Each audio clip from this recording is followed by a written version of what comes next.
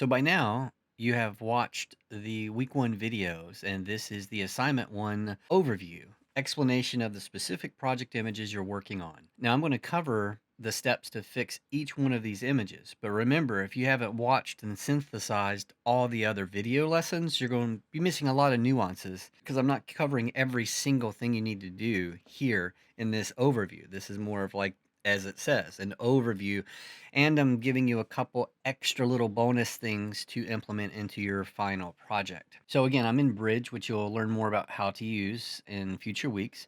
So I can raise up the size of my images. I've left them with the original download names from the Pexel, so you could possibly search it that way if you ever need to.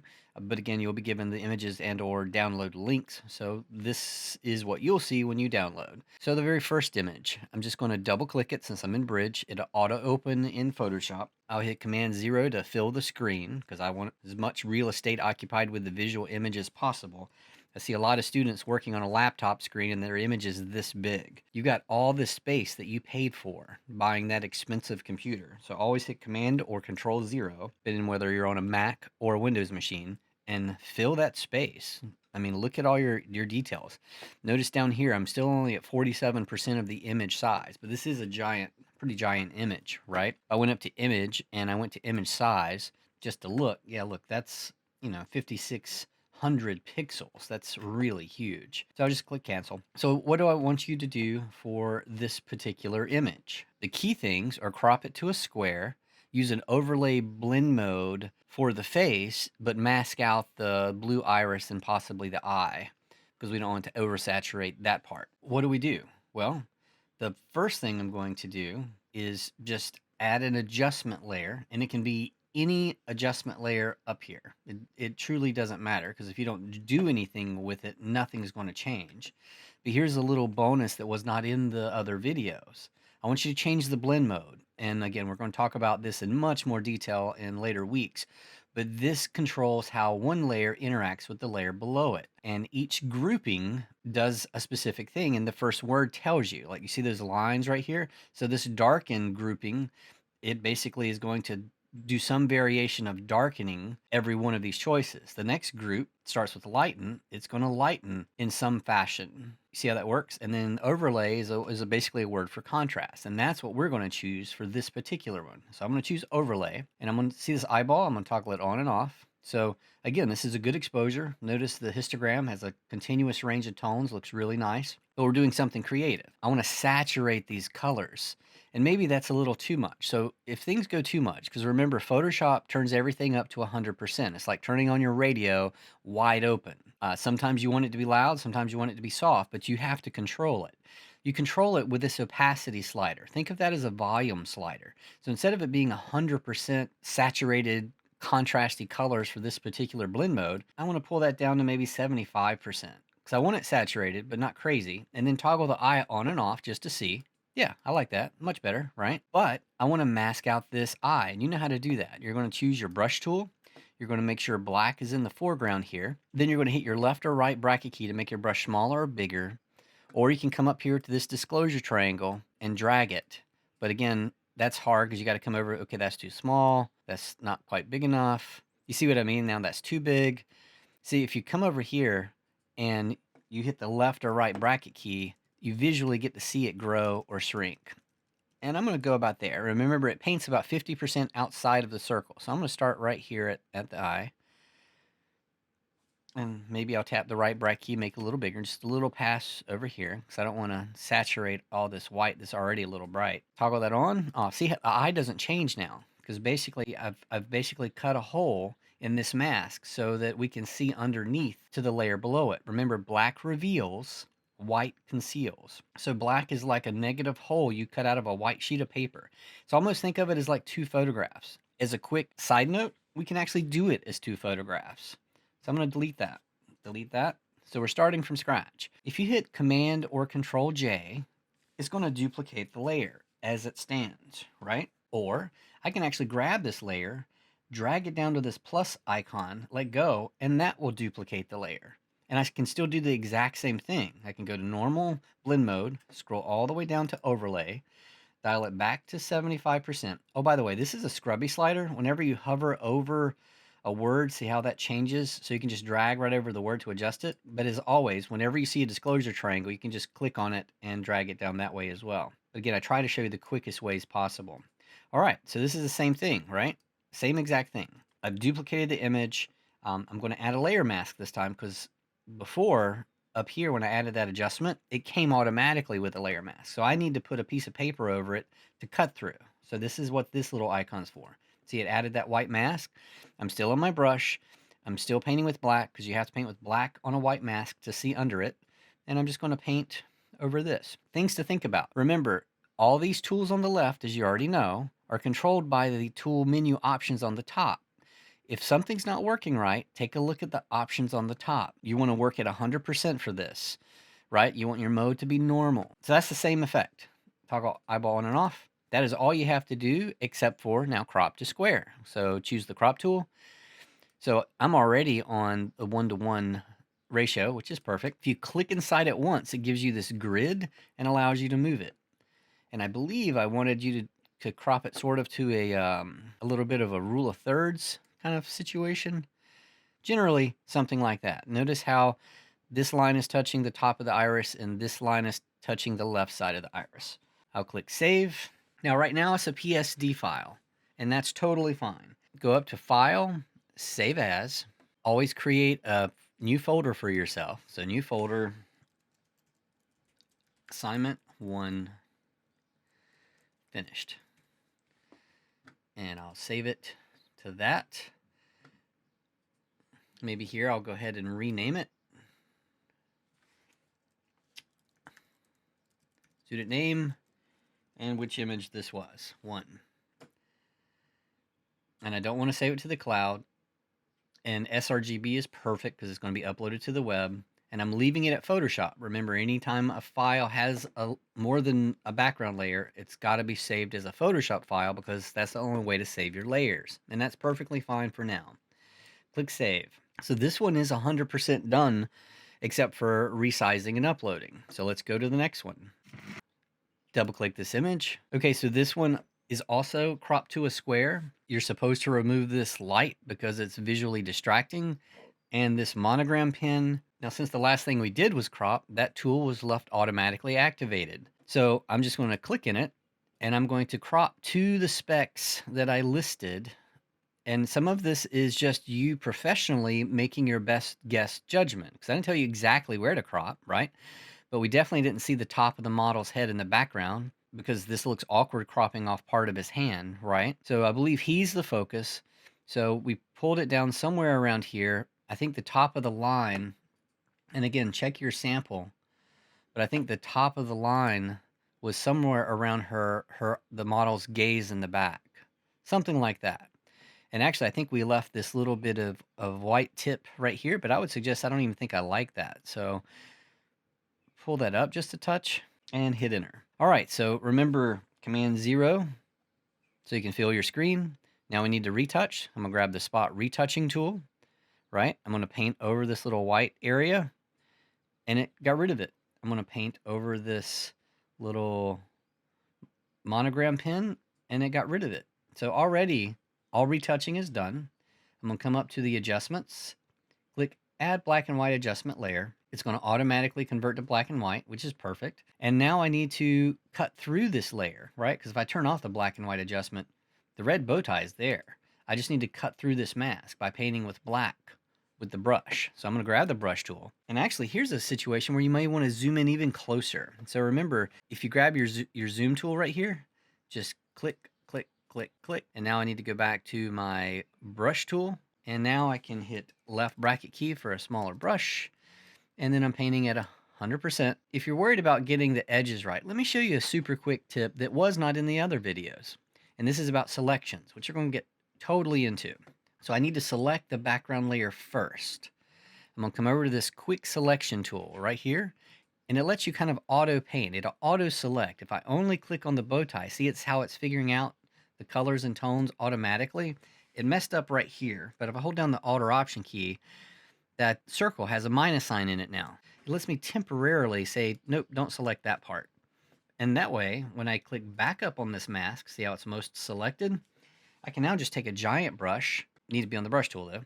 Take a giant brush, right bracket key, and I don't have to be careful. I can just paint very quickly and then select, deselect, and it got rid of those marching ants selection, and it gave me a really quick. Now, if you see like, oh, look at that. I didn't see that it messed that up. But again, I'm still on the brush tool. All I have to do is make sure that I click on this little black white to refresh. I inverse them by clicking on this. That gives me a white brush, so I can come back in and erase wherever it goes too much. See, that's the wrong way. So I need to hit the X key because white needs to be a foreground if I'm trying to get rid of the black I painted on the mask. And see what I'm doing? I'm just removing that little bit of overpaint. I'm gonna hit Command 0 to fit back in screen. Now looking at this, this looks a little visually flat. Let's double check it by clicking on this Add a Levels adjustment, which gives me a built-in histogram. So we've learned about flat images. Look at that. It's missing a little bit of black tones and it's missing some white tones. And remember, the quick fix is just drag your white slider to the base of the mountain and drag your black slider to the base of the mountain, and then fine tune the mid-tone slider for the contrast you want. And I feel like that's nice. That's nice and bright and very legible. And this one's ready to go. So I'm going to go up to File, Save As, and see how I click this file I already named. So that way it pre-populated, and I just need to go up, select it, and name it number 2. Click Save. That way everything's all saved and ready to go by default. I'll come back to this image. Super easy one. This one we're just supposed to crop to a square again, kind of matching the proportions of whatever after image I've supplied you, and basically brighten it and saturate the colors. So let's do it quick. Crop tool. Click inside where we put the horizon line at the lower rule of thirds here. So I'm just going to hit Enter for a crop, and we know we need to brighten it. So let's add a levels adjustment layer. And see, the tonal range is really pretty good through here, but we want to brighten it. So let's just brighten it. And then we want to saturate the colors a bit. A couple different ways you can do this. One way is just to grab this hue and saturation adjustment layer. See, it added it right here. And I can just grab the saturation slider and drag it to the left. You don't want to make your eyes bleed. You just want to, take it from a normal shot just to a little bit more saturated. Something like that. This one's ready to save. File, Save As. Navigate to your Assignment1 folder. Click on the student name 2, change it to 3, save, done. Open up the cat. Okay, I like cropping to square because understanding how to crop is so key. Most every image always needs to be cropped. I think it was somewhere around here. You just kind of look at the after image I supplied you, but I believe right at the edge of this white fur. I'll hit done. Okay, now what do we do? Command 0 to fit in screen so I can see what I'm doing. I'll hit B for the brush tool, which is this tool over here. B is your shortcut key. Now, what do I need to do? I need to convert to black and white, so I need to click on add this black and white adjustment layer. I need to select the brush tool, which I'm already on, and I need to paint with black in my foreground on this white mask to reveal the original color of the eye. I'm hitting my right bracket key just to make my brush a little bigger. And I'm essentially done. I can zoom in and say, oops, I hit the X key a little bit smaller because maybe I went outside of the eye. See how I went outside of the eye a little bit? So these are the little fine detail things that you want to make sure you do.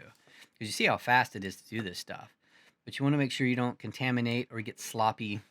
Command 0 to fit back in screen. This one is ready to save for this version. I'm going to click Save As. I'm going to go to that assignment. Click student name 3. And I'm going to change this to number 4. Click Save. Now, I need to quickly create the second version of this, which is make the eyes blue, which you know how to do. What you're going to do, you're going to go up to this adjustment tab, and you're going to click this hue and saturation adjustment layer, which is going to add right down here. Instead of the saturation slider, you're going to grab the hue slider and just drag it. And see the mask is already built below. And just drag it till there's some kind of light blue eyes, which for me is to the far left. Should be the same for you. This one is ready to do too. So save as. And this one's already been saved, right? So that's why it automatically went to that folder. I didn't have to choose it. And then it automatically gave me the last saved name. So I'm going to just change that to 5 because this is a different version that you have to submit. And that one's now done. Okay, this is the next image. Command or Control 0. You just need to fix how flat the image is. So we know it's flat just by looking at it. It looks like it's missing white and black tones. But I'm going to add a levels adjustment layer. Ah, look at that histogram. Notice there's no tones in the dark area. There's no tones in the light area. To fix it, just bring it to the base of the mountain. And the base of the mountain is a starting point. Typically, I don't come too far in the mountain on the black side. On the white side, sometimes I'll come in a little far, but not in the beginning. Typically, I'll go right to the base of the mountain, and then I'll make my midpoint adjustments, right? Because I do want it to be a little brighter. Maybe I could bring this in just a touch. You want to be careful not to, blow out your highlight details. And maybe I came in too much. Maybe there. So that's the first part. What's the second part? You need to add some lorem ipsum text, just a place filler. So I'm going to grab the text tool. I'm going to drag a text box, which is how I recommend you do it. And see, it automatically populated text. You can't see it because it's so tiny. See this little bit right here that's highlighted? You can't see it because, again, it's super tiny. You can come in and choose a text size, right? Or you can just drag this. Now, here's a side note. In case you've got too much leading, so remember, as a graphic designer, you have to pay attention to the space between the lines, and that's called leading. The way to fix that is go up to Window and come down to Character. Mine was already here, this side toolbar, but I just wanted you to see. So now all I have to do is grab this up and down on the right, and that is the leading. Now notice nothing's happening. That's because I haven't chosen anything, right? I need to click and select everything. Now when I make this adjustment, see how it's going to increase the leading or decrease the leading. And this is proportional to how large you make the text. So now I can, in the same area, I can hover over the text and just drag. So if I want it to be bigger, which I like bigger, but I also now need to raise the leading so it doesn't look so, huge, and figure out, what looks nice. And maybe I like that, but I don't like this little hanging word. So let me go back to it. And I'm just going to click on this little dotted line after I selected the text layer. And I'm just going to kind of readjust it a touch. And maybe I would come in and I would enter that one over. Maybe I'd enter this word over. I'd accept that. And I can click now and move it around with that move tool, right? Remember, this is your move tool. You know that from the videos. And I said I'll add a drop shadow. The way you do that is come over here to this FX option. Click it.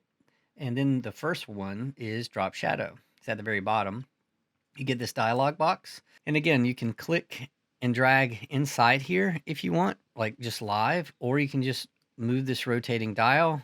Try to make it around 100 degrees. So basically the shadow's coming down this way. And then play with the distance. We don't want it too far. The spread is a little too much probably. Maybe the size. See how that made it a little crisper. Opacity, maybe 90% to really make it stand out. Click OK. I can close this. That is now done. So File, Save As, Saved. This one is super straightforward, right? It's sort of a flat image. You can't tell with the color, but let me add this levels adjustment layer and see, there are teeny tiny amounts of white all the way over, but it's not a balanced amount. So it's just mostly these little specular dots, these white reflections in the water drops. So I'm just going to brighten that up a touch, right? I'm bringing that inside the base of the mountain. It auto-calibrated this part, and then I need to convert it to black and white. So I'm going to add a black and white adjustment layer. So let me turn off this levels adjustment right here. Just by turning off the eyeball. Do you see how kind of that looks a little flat, except for those little white dots? So typically on black and white conversions, without color, images do tend to go a little flat. So you have to make it a bit more dramatic sometimes. So I'm going to click back on this levels. And I'm going to say, I want this to be a little more dramatic. So rarely do I pull in the black slider, but here I am. I'm going to pull up the white slider. See how that gave it a lot more contrast? See, here's what it naturally did. And here's the extra contrast we added. Being able to control your contrast in an image is crucial to every image that you create. You're done. File, Save As. This is going to be more of a complicated image adjustment, really pulling together all the things you've learned. So the first thing is we need to crop to a square to the proportions I mentioned. So I select the crop tool, I click inside, so it allows me to move it, and just refer to your original image to figure out how much to crop in. That feels about right. Click enter. Looking at the original, it looks like I've tried to crop out this little bright thing over here. So I've kind of come all the way into this line. So I'll just click inside and pull this up. And that problem in the bottom right corner is totally fixed. Hit enter. Good to go. Now we're supposed to convert it to a black and white, make that black and white background washed out, and leave this yellow top. And here's some bonus stuff. What do we know? I mean, we can hand paint on a mask, right? But let's make our lives a bit easier. Let's use that quick selection tool, right up here, where you just basically paint over whatever you want it to auto select. Just remember, you can't paint inside and outside of a thing. The circle has to be totally inside the thing you want selected. I'll make a smaller brush, and I just have to make sure I pass over all the dark yellow and light yellow. I need a smaller brush, and what am I doing wrong? I didn't make my image bigger. Command or Control 0. I mean, take advantage of your monitor. Don't work so hard. That little highlighted area. I'm just roughly going over the yellow of the blouse. There's the dark part. Here's more shadow area. And overall, that did really well. I'm going to paint inside the hair just a teeny bit. But it got a little bit of the hair, so I'll paint back over the hair. Now, how do we get this hair? Here's a new feature I haven't yet shown you, but we're going to get into a lot in the selections weeks. Click Select and Mask. It's going to bring up this dialog box, and just click Refine Hair, and it's going to automatically make this so much better. Typically, I always activate Smart Radius, drag it up 2 or 3 pixels. If I feel like I need to, I can kind of pass over this little edge area. All right, now I'm going to scroll down. I want to output to a new layer with Layer Mask, or just leave it as a selection. I'm going to leave it just as a selection to show you a different shortcut, and I'm going to click OK. So remember, these marching ants are showing you what has been selected. Now, when you have active selection, because these little dotted lines are moving, if I come up to add a black and white layer mask, watch what happens. It creates a perfect mask just for the thing that was selected. Now, obviously, this is the opposite of what we want, right? Because we wanted to inverse this. We want everything else to go black and white.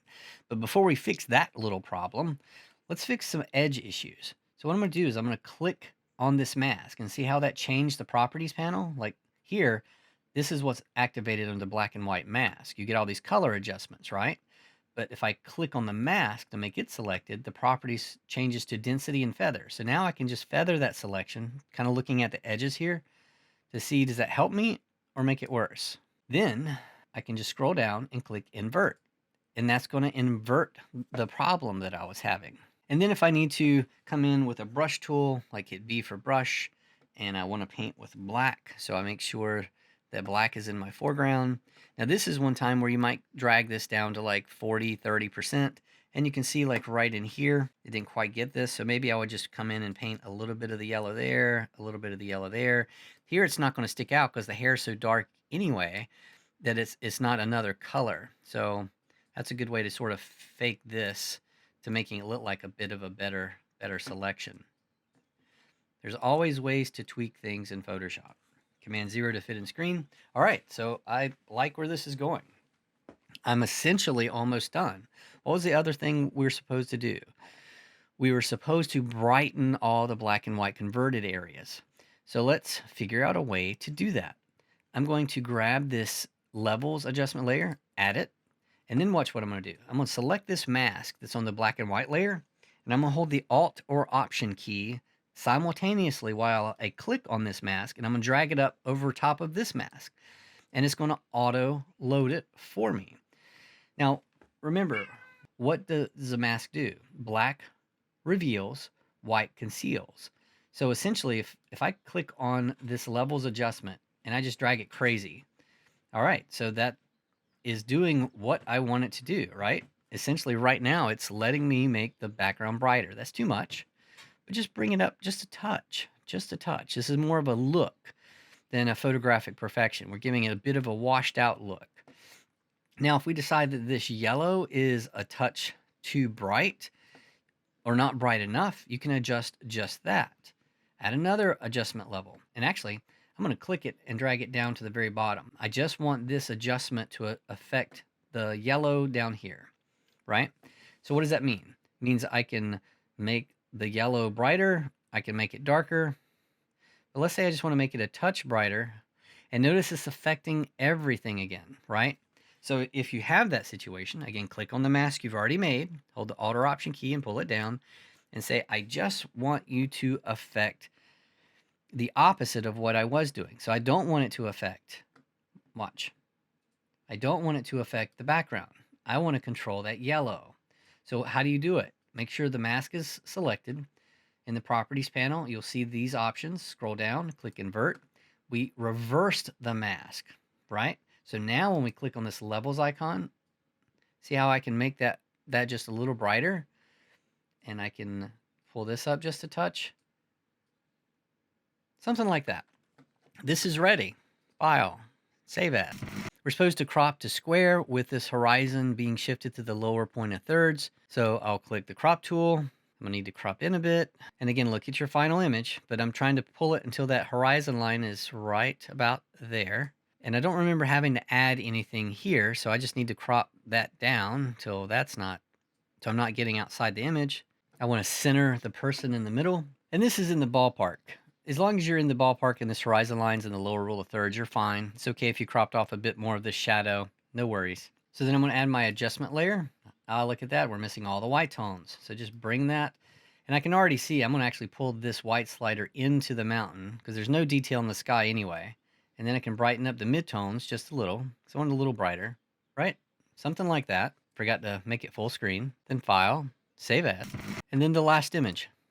I'll leave it, actually I don't even want original ratio. I'm just gonna choose ratio at the very top so I have total control. I'll make it clear. And this is where we're gonna straighten the horizon line. We're gonna crop it wide like a pano image, and we're going to maybe boost the saturation and brightness. So we know how to do this, right? If I hover, my crop tool is already selected, so it's already being applied. We know we want it to be, a wider image. So the first thing we're going to do is straighten up this horizon with the crop tool. I'm going to hover outside and get that little cursor changing from left to right, and then I can rotate it and align it with the grid until I see that it looks about right. Okay, that's straight. Now what did I need to do?